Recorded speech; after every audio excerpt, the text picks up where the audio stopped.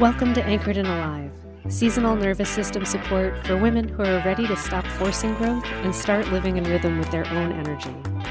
I'm Blaze, and each week we explore emotional steadiness, burnout recovery, boundaries, and self-trust in ways that honor the season that you're actually living in. Here we choose soothing, sustainable growth without the hustle, hype, or self-abandonment.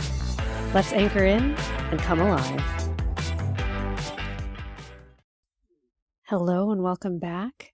This week we're going to talk about how we decide what's worth carrying forward, not only just in the spring and the season, but in the entire year and going forward.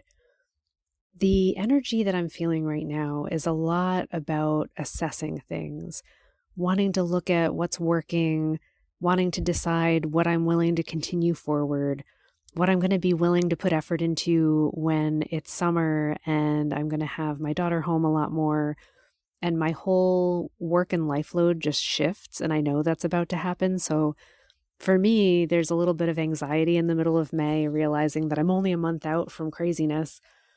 And there's this hustle that I have to get everything kind of completed now so that I don't have to work as hard later. And it's an interesting sensation because I think it's kind of mirrored in nature and in growth. Like everything is coming up now. Sprouts are really visible. We're not having as many cold nights. It's starting to feel like, oh my God, we might be able to have windows open more often and actual fresh air all the time. Am I dreaming? I can't wait. So there's a lot of excitement building for me, but I think it's a good time to take a step back and look at it all and ask myself, what's growing really well? What's working in my life that I don't want to screw up? What do I want to keep doing that's already working, that's not taking a ton of effort, or that is using my effort well? What might that look like? How can I make space for that? And how can I just pluck a few things that maybe I don't need to do so much? And I think about this as, are there tasks or ideas or things in my head that I'm thinking about too much that aren't even my responsibility that I can let go of? Like when you think of all of the conversations you have with coworkers and stuff, are you taking on too much responsibilities? Are you trying to do other people's jobs? Are you doing it with good intentions, thinking if we just get it done this way, it'll be easier later? Or is there stuff that you can relax and let go of because it's not your responsibility, or it's not really in your control anyway, and you've just had the illusion of control over it? And what might do really well if you could just prune it down? Looking at all of the growth happening with seedlings. This is where I realize sometimes I've jammed too many seeds into one little section and they're choking each other out. And if I don't separate them or just lose some of them, none of them are going to do well. And that, I don't know, there's some sadness for me in killing anything or weeding out stuff that I wanted to grow. Sometimes I will, again, overcommit and be like, I can save all of them and put them in different things. But usually when I try to do that, the ones that got pulled out don't really retake somewhere else, and I have to let them go. And then there's another part of me that just has some kind of glee, I get to be a goddess and just decide what lives and doesn't, ha ha ha, with my garden. And I feel weird about that. But there is something empowering to me about making a choice and just going with it and recognizing that in order for life to really grow and do its own thing and thrive, that's what happens, whether I do it or not. So I can get on board or I can just watch it happen and deal with the consequences. And when I get on board, I tend to have a really healthy, thriving plant. So it's okay. It's so interesting that I think in gardening, we're very willing to do this. And then in other areas of our lives, we're I couldn't possibly have that conversation or reduce any effort whatsoever on my part from this. And yet, if we take the time to think about the wheels turning in our lives and the gears that are happening, maybe there's some spots that have some friction that we could oil and grease the wheels and make things easier. So where in life are you willing to let go and let things become easier? I can tell you that the energy is reaching an all-time high. We're going to feel like we just want to do all the things, particularly as we're almost there. We're only 2 weeks from June. That feels amazing. when there's sunshine in even like rains, it just smells and feels different right now. It feels so good. There's something so enlivening about it, and you just feel nice and you know all the good things are coming. It can make you just feel either really relaxed or really like you just want to do all the things. And for me, I want to think about what's already happened that surprised me in a good way, things that I'm excited to continue to nurture forward, or that I'm excited to discover how they go, and to stop being, I guess, such a adamant director of all things. I want to reintroduce a little bit of whimsy into my life at this phase and not worry about if I'm doing everything perfectly or if I'm doing it right. I think perfectionism can really creep in at this time of year, and we kind of want to set everything up to do great. And some of that urge, I think, is like preemptive. Like if I can get it all done really well, then it's okay for me to go on vacation in a few weeks and just enjoy the nice weather. And some of it is just a lifetime's worth of wanting to be seen as good and to be seen as worthy, and want to have everything that we worked on and everything that we touched look and thrive and be great. And underneath all of that, there's the panic of realizing that we don't get to have that. Everything won't be perfect, no matter how hard we try. There's always going to be something that's going to do its own thing, or something will sprout that you didn't even plant and you don't even know what it is. And that's just how it is in life. But we want to try to make it as good as possible in this moment. So, trying to find my center. I'm nurturing what is. I'm trying to really get into my routines, and I guess establish the level of commitment that I'm willing to keep for the next several months. Knowing that if I start out strong now and I'm able to like show up and make sure everything is happening the way it's happening, it'll be easier to keep doing it when things get packed in a few months, and when things get like too hot and humid and lazy, or something else happens that interrupts my life. I want my routines to kind of carry themselves without me having to do them with so much mental effort and emotional effort. I want it to just be boring in the thing that I'm doing. So I'm looking ahead and setting myself up for that kind of experience and going, okay, where can I set up the watering can so it's like the most available? And what day of the week is it best to just like move stuff and handle weeding and all of that stuff?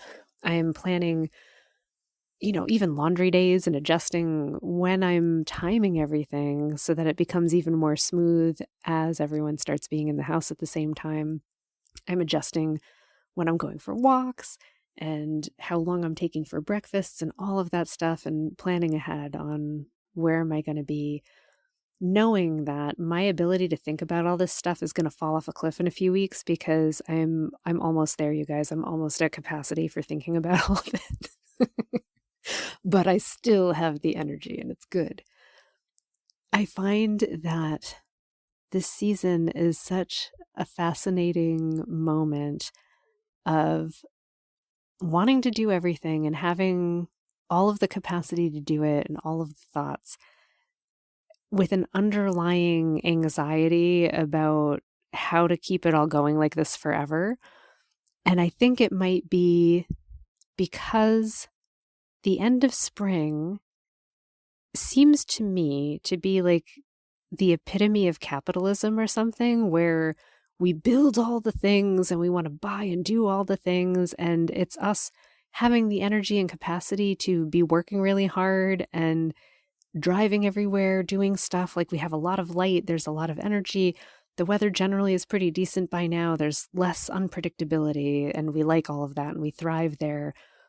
But I feel like it's a false setup, and it's not how all of life is. All of life isn't like these few weeks. It's just these few weeks. And yet I think we've created an entire society built on energy as though it's always this week forever. That feels upsettingly true to me as I say it. So I'm thinking about how I don't want my life to be like this forever. I don't want my life to be constantly full and always exciting and loud and busy and planning and doing all the things. I don't always want to have big projects that require my attention and effort and focus and time always. That's too hard. And I think it's too hard for any human. I think it's why, work is work and why we have lots of people working on projects so that we can like spell each other out and other people can come in and help with things. And yet there's somehow this expectation of us that we all can do it by ourselves and we all should do it by ourselves and we're all brilliant, smart people and we should just always go at this capacity. And yeah, you can take a break, but don't talk about that because we value hard work and discipline and all of those things. And I think hard work and discipline might come a little bit more naturally right now in this season, but I don't think that it's the flavor that anyone can sustain for an entire year, let alone an entire lifetime. And let's talk about that too. Like when you've been sustaining springtime energy levels for months, years, decades of your life, is it any wonder that we burn out? Is it any wonder that we get tired and we can't really do it anymore and then we wonder what's wrong with us and what's happening? So I wanted to address that because I think that this energy really aligns with what we've been asked to do with our lives. Since the time we were kids, we were told like, you're going to grow up and get a job and do things and your life is going to be busy and then you're going to have this, but you're going to want to go out and have friends and you're also going to want to have hobbies and do all the stuff and also be really buff and go to the gym and eat really well and all of this stuff. It's asking so much of you for a few weeks of a year. It's almost easy to do it. And we should probably enjoy this week and the weeks surrounding it where we do have all of this energy, understanding that it should be temporary. It doesn't have to be forever. And if you don't think of it as having to continue constantly forever for the rest of the year, for the rest of your life, this can be a really awesome time to just plug in and get things done. So if you're really feeling the vibe of this energy, this is the time where you start really wrapping up ideas, really understanding where they're going, clarifying plans, setting things down in writing and setting up your systems and knowing what you're going to do for the next few months or through the end of the year with your projects. And basically using that energy for the forces of good in your life so that you have a really nice harvest and like really good things come from your efforts right now. If you have a lot of energy and it happens to line up, it's amazing. If you have projects that are demanding like 12-hour days and it's fine because you have that energy and the daylight is increasing and you feel great about it, fantastic. Enjoy it, use that energy, and also simultaneously remind yourself in a few weeks, in a few months, it's okay to allow yourself to wind it down and not sustain this level of effort constantly. It is a whole lot easier to push and use that energy and really stretch yourself when you know that there is actually an end to it. So if you call that out to yourself, even just in your mind, like, I'm going to do this, but only for 3 weeks, or I'm going to do this, but only for 2 months. You know when your off ramp is, and that allows you to harness it without freaking yourself out. Remember that you're not just your mind, like you're a whole body system, and your body responds to everything that's happening and how you're treating yourself and how you're feeling. If you're giving it all the adrenaline and the motion and the movement, and you know that there's the off ramp, you can actually like let yourself power down and relax. But if you feel like I need to keep going and running and running and running, and you haven't shown yourself in your mind or with your emotions that there is an off ramp, that's where your system never learns how to turn off. And it's always stressed out. And it's always like wondering when to sleep and it can't do it properly. There's a difference between pushing that hurts you and pushing that fuels you. And this is the season to start to feel the difference between the two. You can build into your life an awareness and a way of being that allows you to harness energy when it comes up and allows you to let it power down and learn how to power it down and learn how to work with your nervous system in all times of the year. And that's something that I really enjoy teaching and working with. It's been so helpful for me to have practices that help me with the turning it down when it gets turned up.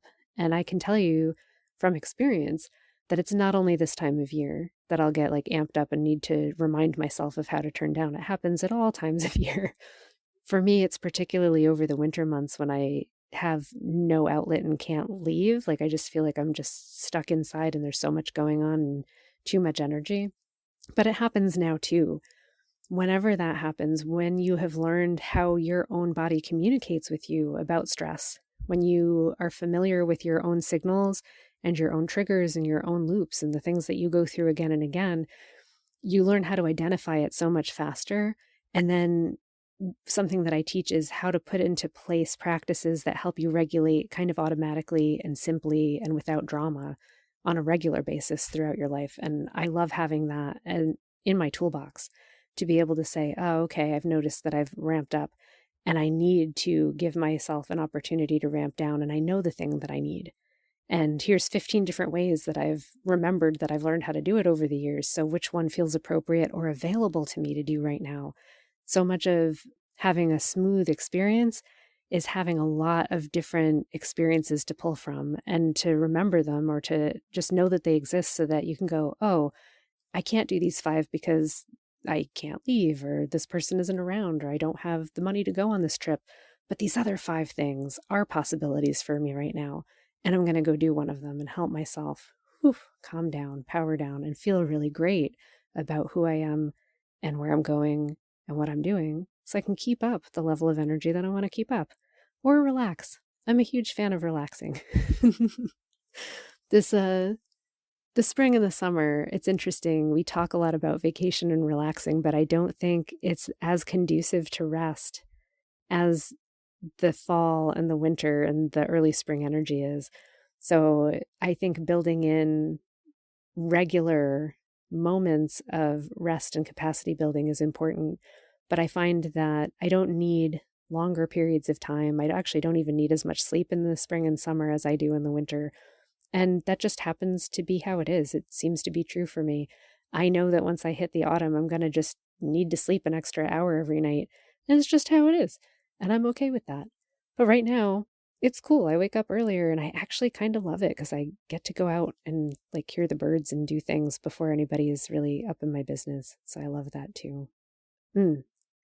Friends, I hope that you are having an excellent week and that through this talk, you've kind of thought about what's important to you and the aspects of right now that you do want to carry forward in your year, but also that you've identified what level of energy this is and how much of that is possible to carry forward in the year.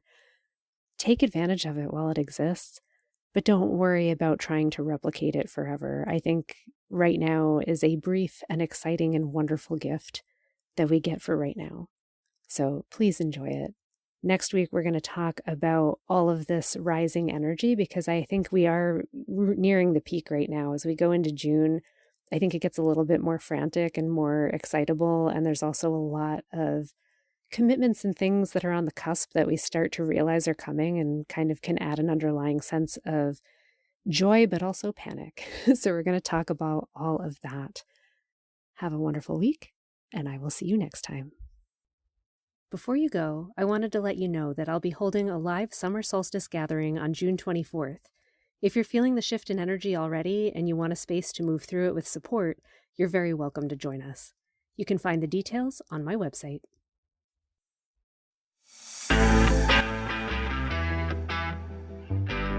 Thank you for joining me this week.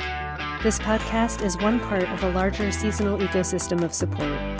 Through the course and seasonal workshops, we move beyond ideas into sustained practical growth and rest cycles at a pace that your nervous system can truly integrate and trust. You can learn more at anchoredandalive.com whenever it feels right. Until next time, stay steady, and we'll meet here again next week.